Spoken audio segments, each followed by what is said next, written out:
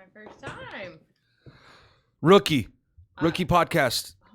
Burn the ship. Entrepreneurial podcast. Jay Worthy? Allison Worthy. Oh, good last name. Solid last name. So I think that you're going to be the host Yes. of this one, right? Yeah. I don't like to be bossed around, so I might as well continue my norm. You're going to boss around an entrepreneur? Just kidding. You're good at that, aren't you? Yes, of course. So I had a couple of COLA students come up and give me some questions. This is COLA, stands for Cobb Online Learning Academy. And you're taking my Diet Coke. It's not anything like that's like backwash. Okay. So again, COLA students, Cobb Online Learning Academy, and I teach sports and entertainment marketing and then entrepreneurship and management. So I thought, who better to interview than my own Jay Worthy. In-house CEO. In-house CEO. Hey, talk into the... Well, I don't really like this thing. Okay. Just talk where the picture is, talk into that. No, that's not going to work. Where do you see a picture? Clean it up. See that picture? Yeah. All right, talk into that. Like this far. Okay. It's okay. They'll hear me. I don't really want to do that. Okay, so the first thing is, what are the three most... First off, tell us a little bit about yourself. My name's Jay Worthy. I own a company called the MP Group. We are a merchant services, electronic payments, credit card processing, ATM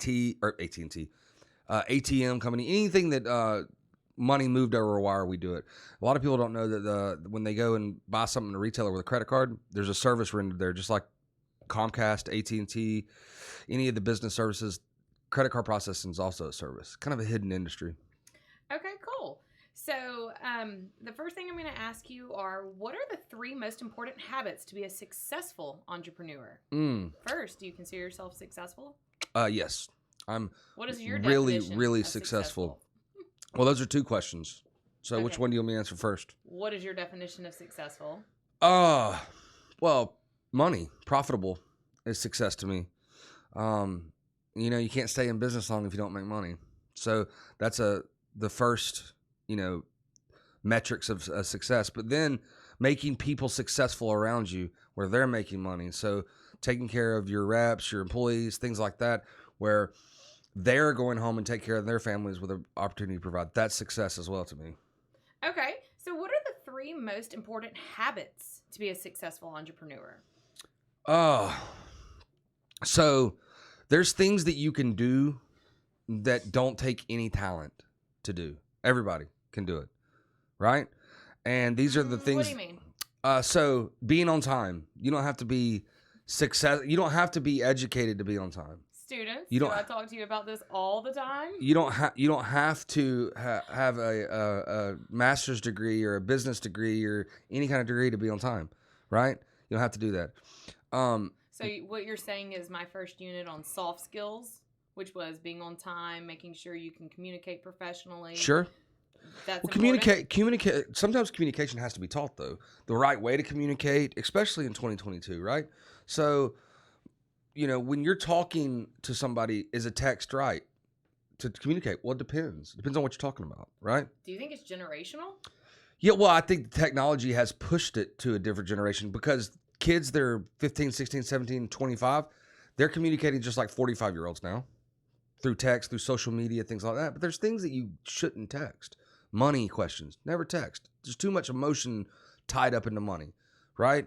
So if I'm calling a client or I'm talking to an employee and something's wrong with their paycheck or something's happened with, they need time off work, that's a phone call to me, not an email, not a text, right? Because you can't, people can misconstrue those texts. Okay. So there's some things that are great to text. There's some things that are great to email, right? But we've all looked at email and goes, what do you think he meant by that? Or what do you think she meant by that? Right? Absolutely. It happens all the time. I do that in text too. Right. And then people do it in text too. And that person could be absolutely not mad or angered, and you took it as anger. So the way to do that is talk to somebody face to face, in person, or over the phone. Or if you're a virtual student, let's learn how to email your teachers correctly. That's all right. That's right. Put a subject line. drives me nuts. Subject lines are hard, right? I never know what to put on those either. They're not that hard. Yeah. Hey, I need help with homework. Hey, Miss Worthy. So in the subject line is help with homework? Yes. Okay. Anything other than the whole paragraph in the subject. Okay. Yeah, that's not good. So that's one habit. What's two other habits? So working a full day. Okay. So my mentor told me you have to work half days. So what's a half a day? Most people would say 8 hours. 8 hours, right? Is a work day, and people say work half days, 4 hours. No, a half a day is 12 hours. Yeah, I knew where he was going with it. So I work, and you know this, being married to me, I work a lot because I love it. It's passionate to me. So I want to see success. I want to keep going. And I work half days, and I used to work half days, 7 to 7, 7 to 8 o'clock at night, 7 in the morning. When we lived in South Paulding, I'd get up at 5, 6, go to a networking group every day. It's before we had kids. and I didn't have, when you were over there, I didn't have to take the kids to school. Now I do. Okay. That's going to come. Working a full day is important. That's going to come in some of our later questions. He's going to answer some of that stuff for me. That also leads right into our second question is, what is a typical day like for you? Okay, so it's changed, right? So, I had somebody call me the other day, and it was an old customer, but she wasn't even my customer. She was one of my reps customers at this point, but she had started another job with another medical facility. She calls me. She says, "Is this Jay?" I said, "Yeah." She goes, "Can you come to my office and fix my credit card machine?" And I said, "Well, yeah, I can, but I really don't do that anymore." And it's not that I wouldn't go do it. Number one, the people that fix credit card machines at my office can do it in probably 15 minutes. It'd take me an hour and a half because I haven't done it in so long, right? Okay. So I don't do that type of stuff anymore because I'm more of the manager and business development side of the business, trying to bring in new clients, trying to train these reps. We do podcasts now, obviously, and I'm really working on that side. But when I first started, it was networking groups in the morning, door knocking all throughout the day, and then networking groups at night. That was my day. So if somebody saw you out, I don't know, eating lunch with your wife on a weekday in flip-flops and a T-shirt, that's not the glamorous side of it? Mm-mm. No, definitely not. What is your favorite your favorite aspect of being an entrepreneur? So you'll hear a lot of entrepreneurs say that they, so it's kind of piggybacks off this. A lot of entrepreneurs, some entrepreneurs will say, I love the freedom of time. Well, if you're a successful entrepreneur, you don't have freedom of time. So I do love that, but I love being able to have control, full control over what I make a year. So in 15 years, I've never made less than what I did the month before, right? Yes, but with that being said, I also want to share with my students, what time did you arrive home last night? Like 11. 11 p.m. I was at the Battery. We were at the Braves game. They were working on podcast material, but it was 11, and we have 2 small children. So is there a burden at home for your significant other to have to take care of? No, I don't think so. I think she has she's got it handled.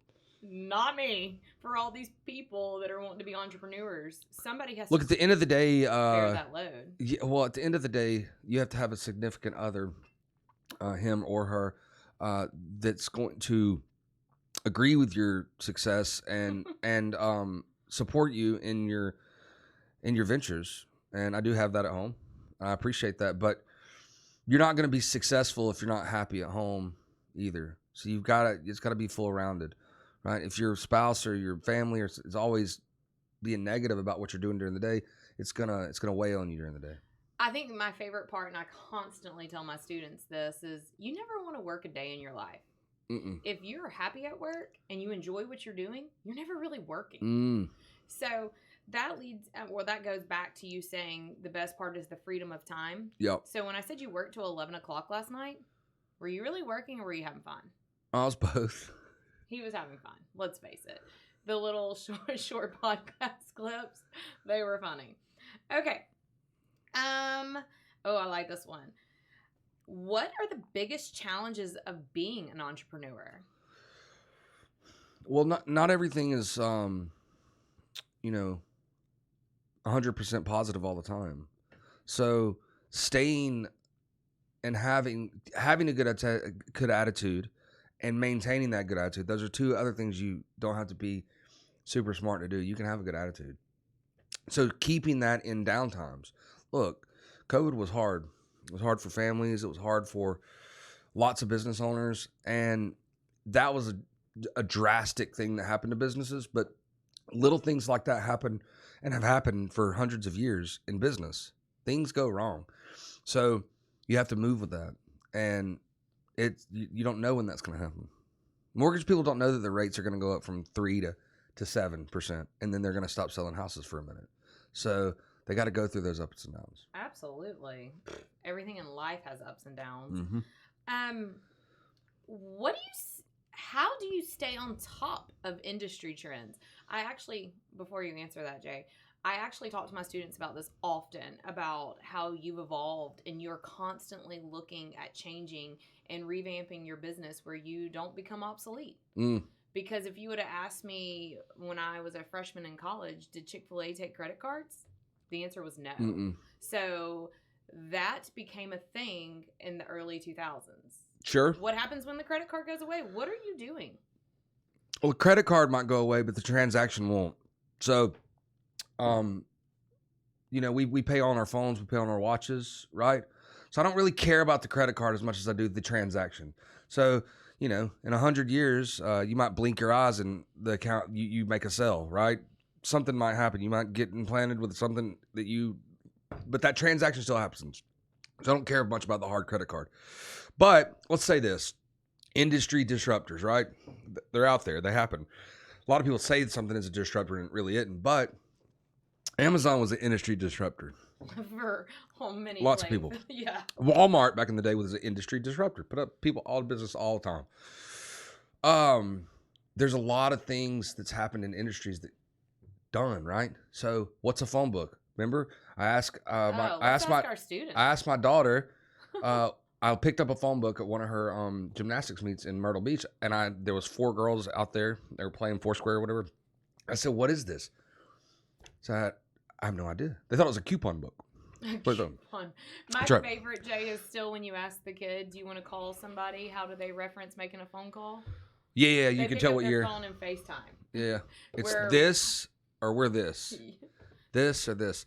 But yeah, so the phone book industry was a billions of dollar industry in America, in not long ago in the 90s. It was billions of dollars. Lawyers used to pay $50,000, $100,000 a month to be on the cover of a phone book or on the spine of a phone book. I have a rep, one of my top reps here. Roderick was in the phone book industry. 5 years, it's gone. Done. Wow. So what are you going to do, right? Well, I try to teach my people not to be product bound, but be people bound. Okay, so I don't explain that. Sure.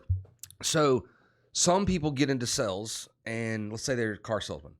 Well, they can never sell anything but cars because they are product bound, right? But I can go on a car lot today and sell as many cars as the best salesman there because I'm not product bound. I'm people bound. People still buy from people. Doesn't matter. I don't have to know anything about that car, and I can sell it. You know why? Because I can make them people like me. Or it's those soft skills. That's why. Get in the car, drive it. It's awesome, isn't it? Super easy for me. So I don't know if my kids are constantly hearing me say soft skills, unit 1. That's the standard I keep referencing because that's what I'm teaching them. You don't have to be the smartest person. You have to be able to interview well.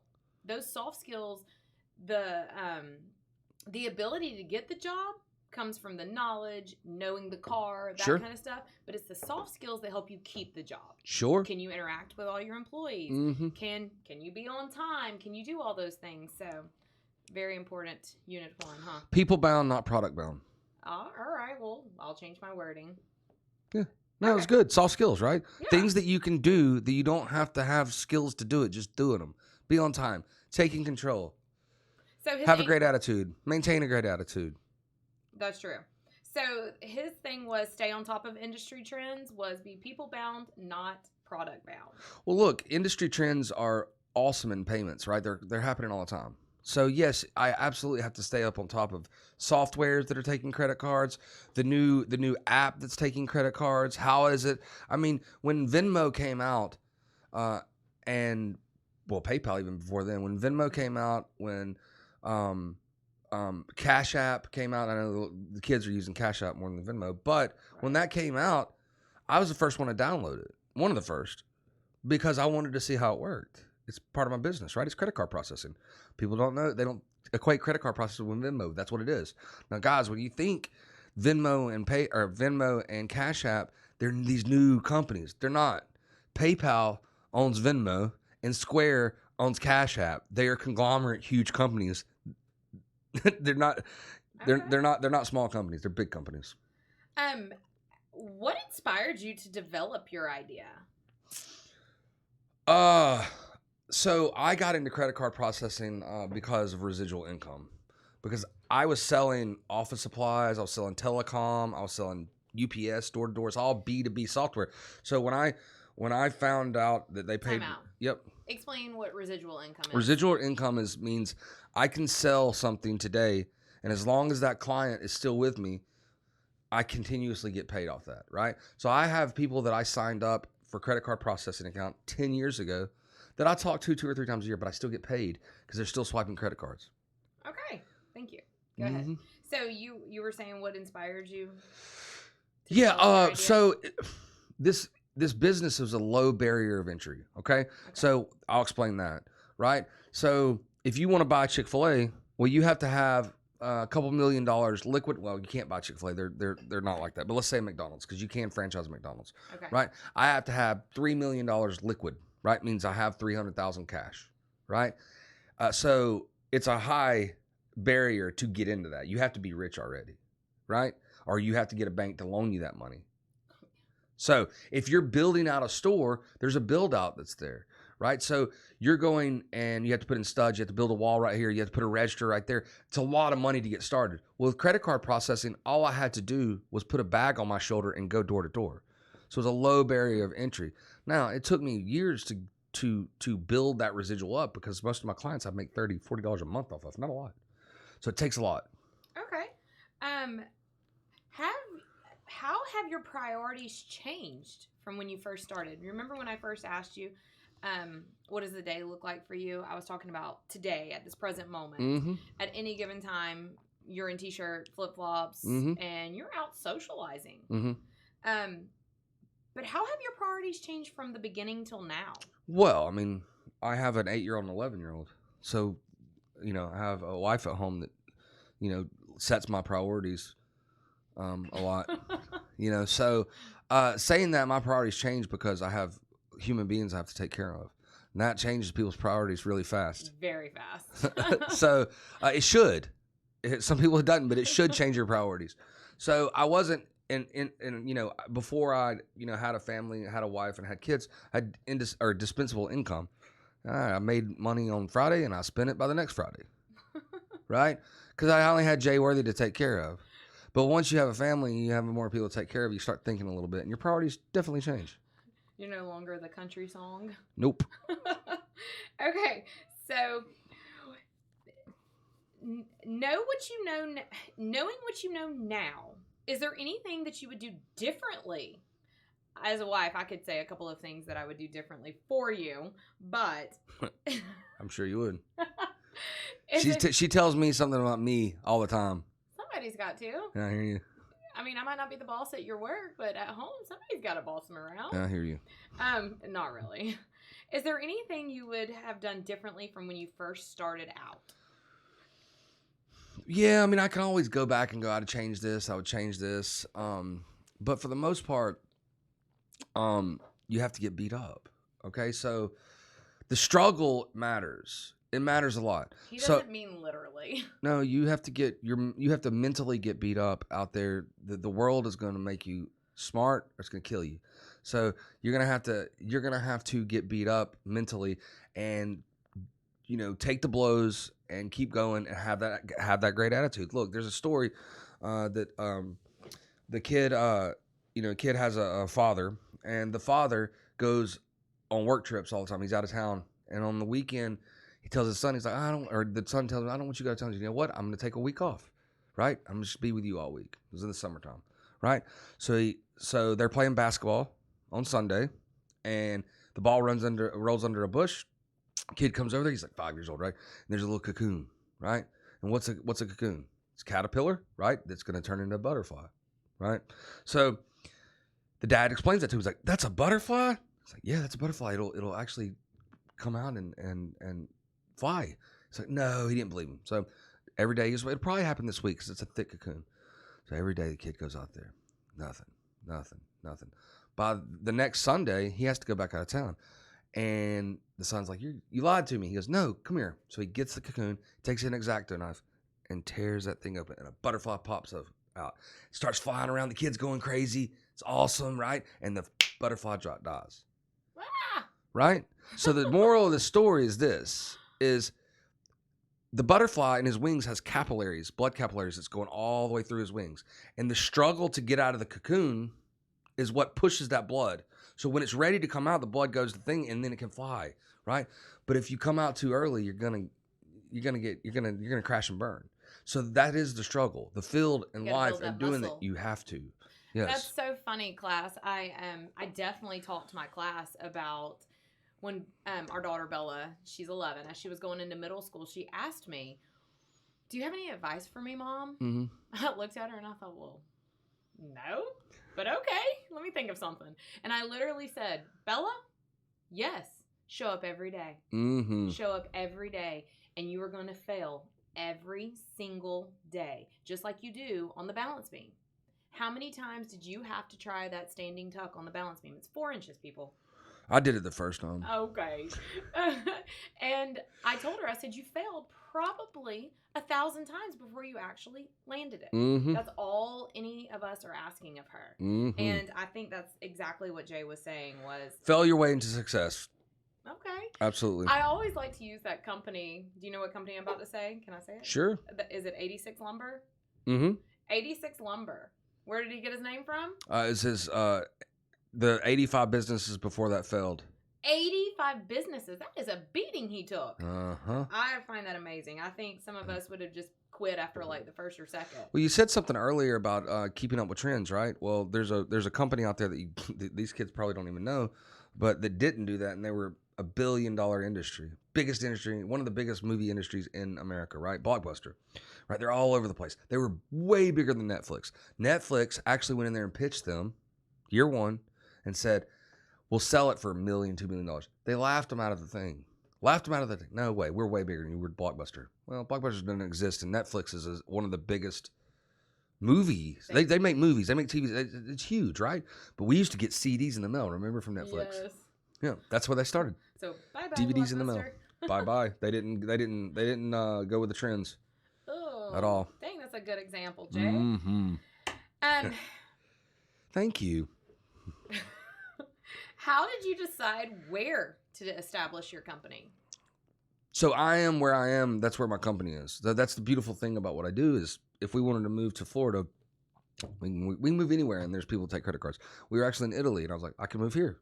I can sell credit card processing anywhere. And you think I did he's that. Joking, guys? Mm-mm. We go to Italy, and he stops in and he talks to everybody. Mm-hmm. He found somebody wearing a Falcons hat in Italy and started talking about them. They were Falcons fans here from Atlanta. Yeah. Okay, keep going. So yeah, I set it up in Ackworth because it was close to the house. I mean, that's why I did it. I didn't want to be in the city anymore. Well, a lot of my competition, especially bigger credit card processors, but even people that are my size, they'll get the corner of Peachtree and Lenox, and that's a very expensive footprint. By footprint, I mean the actual place that you're renting, leasing, owning, whatever. It's expensive, and you can sell credit card processing out of the back of a trunk. It doesn't matter. So I chose a less expensive footprint, lesser bills, and look, when COVID happened, I could still pay them. And a lot of my competition couldn't. Good job, Jay. What challenges did you have to overcome at the beginning of your journey? For one, his wife adjusting to it. Mm-hmm. That's a big challenge. Look, people aren't used to people working. Most people aren't used to people working 10, 12, 13-hour days. But I love it. I still do it, but not as much. I get one 13-hour day. That's it, Thursdays. The rest of them, gymnastics and just like you and going back and forth. What's the question? Did you already forget? Mm-hmm. I did. It was, what challenges do you have to overcome at the beginning of your journey? So money's always a big one, right? You need money to make money. That's what people say. I just told our class the other day that the first million is the hardest to make. Sure. The second and third, so much easier. Mm-hmm. My first boss told me that. So, and it's true. So, yeah, money's always a big one, but you think you have to have a lot of money. Well, if you get in that lower barrier of entry type position, it makes it easier, right? So money's always the thing, right? You got to dress accordingly, right? So back in the day, we would we were suits and ties. That was just the thing. So I went to Goodwills in Buckhead and Roswell, and I bought suits and got them tailored to fit me, but they were really nice suits, and I got them for like $50, right? So I dressed good, but I did it smart. So things like that, people, I can't afford a good suit. I can't afford. You can. You just have to know where to go. I can tell you, there's a Goodwill in Beverly Hills that probably sells 3,000 Armani suits that they're selling them for $100. There's a Goodwill in Buckhead that sells really good stuff that you can go and get tailored, and it costs you $20-$30 to get tailored. So you can have really nice clothes for really cheap. You don't have to tell anybody. I bragged about it, but you don't have to. Only you do. Okay. This is great. What advice would you give to someone who is trying to become an entrepreneur? Oh, money. So these days, especially with young tech startups, and just any other, they want to raise money, right? So raising money is good. Nobody ever gave me money, but people get a lot of money for starting companies. Well, if I am an investor, right, and I invest in your company, I'm going to give you, let's say, $100,000 for 50% of your company, right? Well, that's expensive. I feel like I'm on Shark Tank. Yeah, that's expensive money. And I, as an investor, I'm not going to work for you. I'm not going to come to your office. That's the money that my money's working for you. Basically, you're just giving me money, and I'm paying you back the money and interest.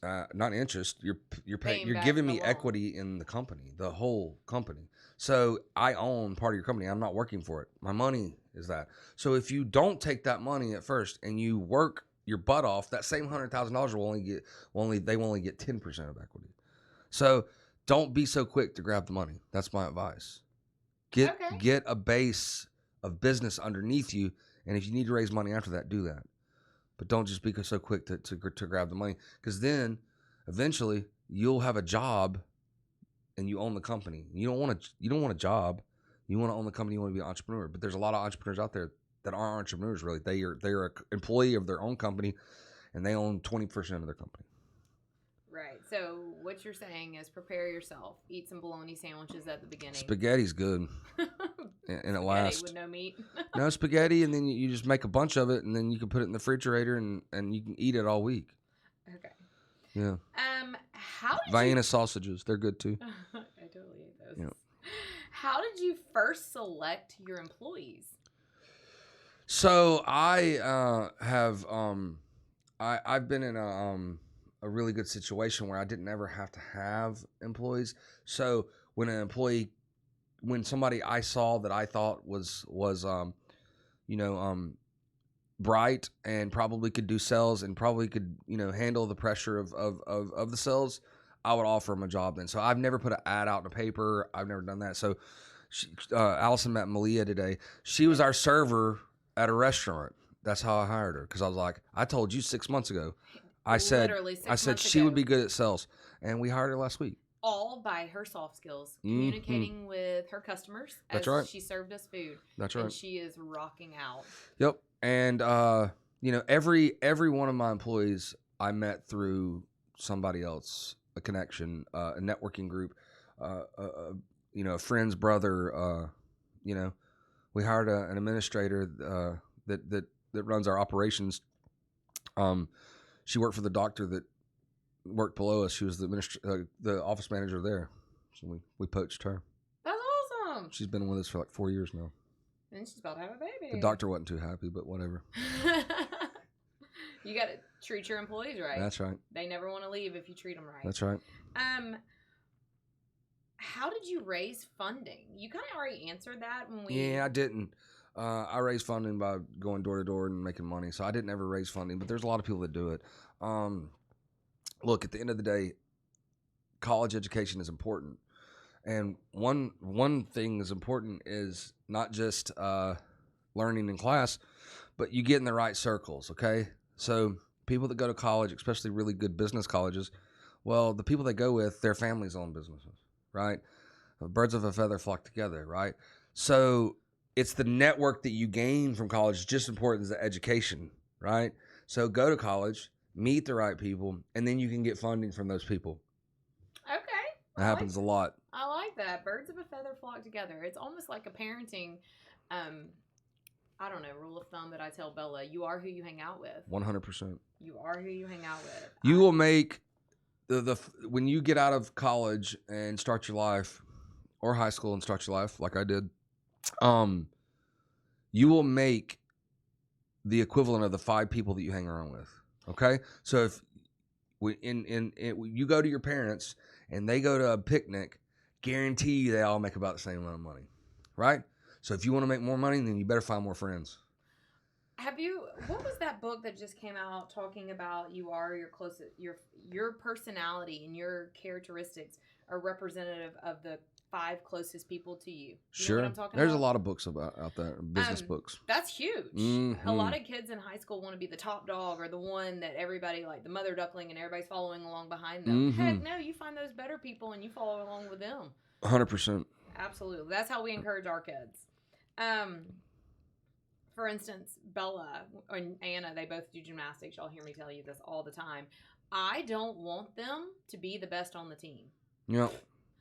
One of them is really, really close to that. But I do encourage her, let's go to the harder meets. Let's go find those kids that are way better. You never want to be the best. You want to constantly have a role model above you so you can reach and achieve what they're achieving. Winning's great, but losing's important. Every time Bella's the oldest, and Anna, they lose or they don't do well on an event, the first thing I tell them is, you do not learn anything from winning. Not much. You learn the most from losing. Absolutely. I guess this is back to Jay's point. I've lost a lot. It's me too. I guess it's back to Jay's point of you got to get beat up at the beginning. 100%. Yeah, for sure. Oh, I left a couple of these for the end. All right. What strategies did you first use to market your business? You're looking at that face. That's what did it. Oh, yeah. I wish. Man, I knocked on a lot of doors. I was a face-to-face marketer. That's my background. If what's your trade? My trade is door knocking. My trade is sales. I'm a business owner now, and I own several businesses, but I'm still a salesperson. At heart, in my brain, in my mind, I still am I'm a door-to-door salesperson. I've been cussed out in every language you can do. Walk in the door, every language I've been cussed out in. Poor thing. Some people don't like you coming in their doors. That's okay. That doesn't mean I'm not going to go in the next door.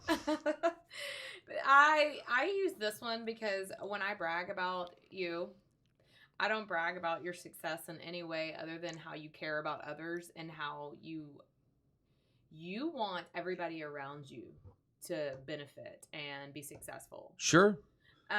This one is important. How did you establish your culture?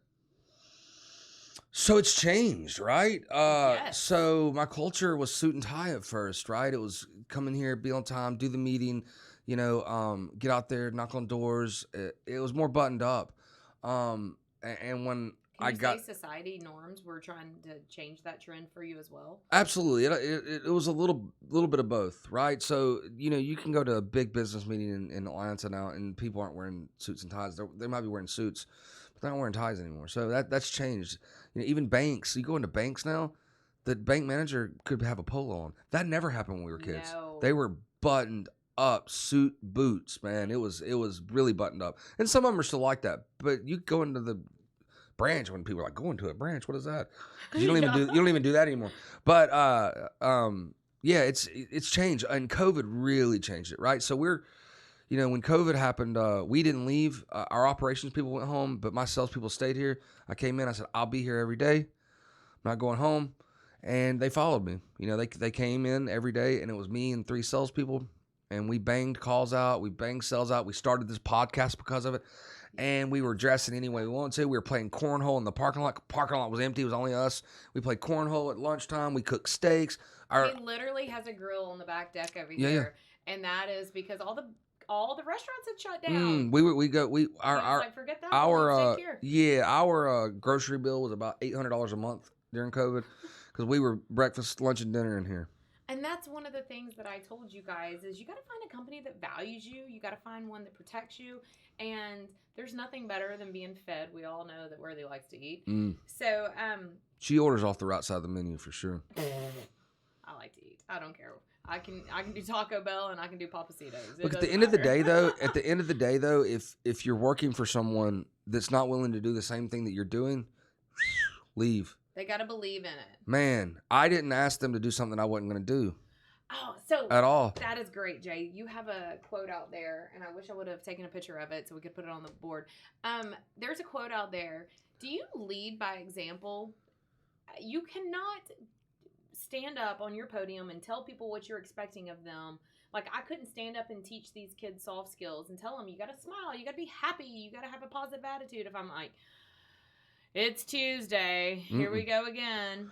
And you can't fake it. So, like, it's you either do it or don't. So, like, you know, you don't know Allison outside of the classroom, but she's like that with everybody. So, it's not something you can talk about and then turn off because you're not really like that. You either like that or not. So, yeah, man, leading by example is important. Being able to go in and doing the things that they're doing and they see you do it, you'll gain a lot of loyalty, and they'll see you do that. Now, sometimes I tell my reps, I'm like, you got to do this alone, not because I don't want to do it, because of that struggle. They have to. If I do everything for them, then they won't learn, and they got to fail. It sucks to walk away from a sale, but sometimes you have to teach the young sales reps. You know my favorite movie. Yep, Blindside. Yes. Mm-hmm. What is the leadership quote in there? No, this one comes from Remember the Titans. I don't know. Yes. It's at the end when the quarterback and the guy come together and he says leadership reflects. Oh, yeah. Attitude reflects leadership. There you go. That is huge. Mm-hmm. So that's what I want to... Oh, how long did it take you to find success?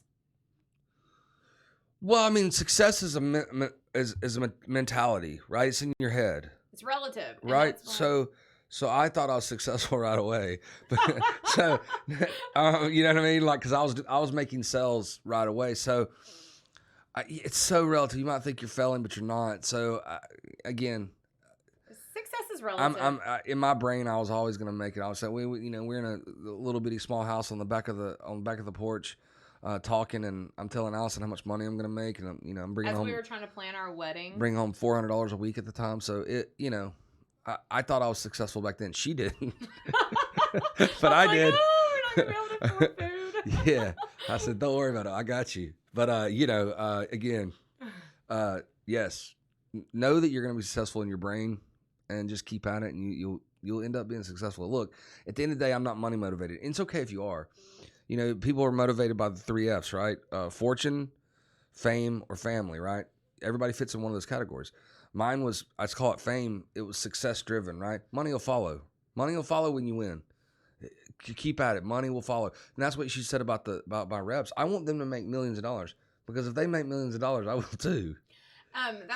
And like I keep saying, success is relative. Sure. Because I'm already the most successful person on earth. And you know why? Because I'm raising my 2 girls. And she married me. Oh, okay. So, yes, that too. But I am getting to see their lives play out. And I'm getting to train them up and guide them in ways that this world has given me opportunities to do. Sure. Like, for instance, today, getting to do this podcast, I was able to take my daughter to middle school. That was awesome. How's that, Trent? Oh, it was awful. We studied for her advanced science test today, and I was like, ugh, the periodic table. So, either way, it's those kinds of things. I want to be present. So learn your periodic table. Those guys that know that are rich, too. They're called scientists. Facts. Okay, well. They're called engineers, scientists. They're smart. Well, marry the nerd. Yeah. Marry the nerd. So thank you again, Cola. This is our entrepreneurship and management marketing class. Burn the ship. Yeah. All right. You want to tell them what burn the ship is? Yes, go ahead and tell them what burn the ship means. So burn the ship is a entrepreneurial term, but it was from Cortez, which is a Spaniard conqueror, and when they sailed over and conquered the Aztecs, Cortez pulled into the harbor, and when his guys got off, he burned all the ships and said, we're either conquering or we're dying. We ain't leaving. When you open up your company, a lot of people say jump off the ledge. When you open your company, you're burning your ship. If you're looking back, it's probably not going to be successful. If you're moving forward and you burn your ship. So don't look in that rear view mirror. Nope. That is not the direction you are going. Nope. No. All right. Best of luck, COLA students. Everybody be kind to each other out there. You want me to lay it on the floor? Okay.